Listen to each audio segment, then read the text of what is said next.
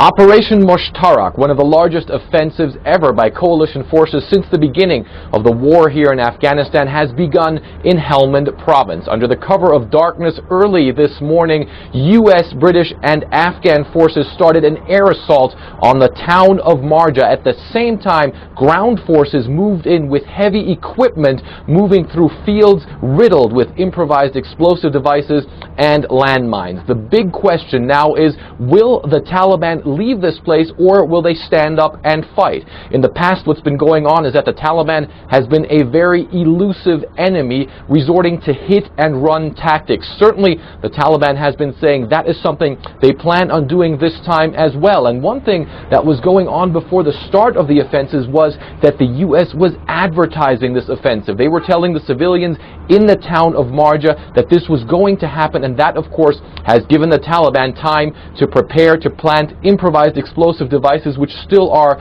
the #1 killer of U.S. forces in Afghanistan. Marines speaking before the offensive said they were gearing up for a fight.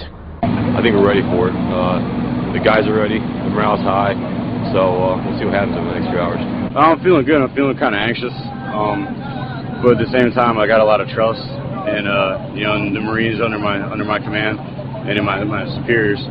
You know, we've been through about a whole year of training together, and we feel really confident in our abilities, so I feel like it'll be good. Now, the first objective of this offensive is to minimize civilian casualties and therefore win over the support of the population of the town of Marja. What the Marines want to do is they want to get the battle over with as fast as possible, and then have the Afghan government move in to provide basic services to people who in effect have been governed by the Taliban for a very long time. That is the main objective, is to show the people in Marja that their own government, the Afghan government, is a better alternative than the Taliban.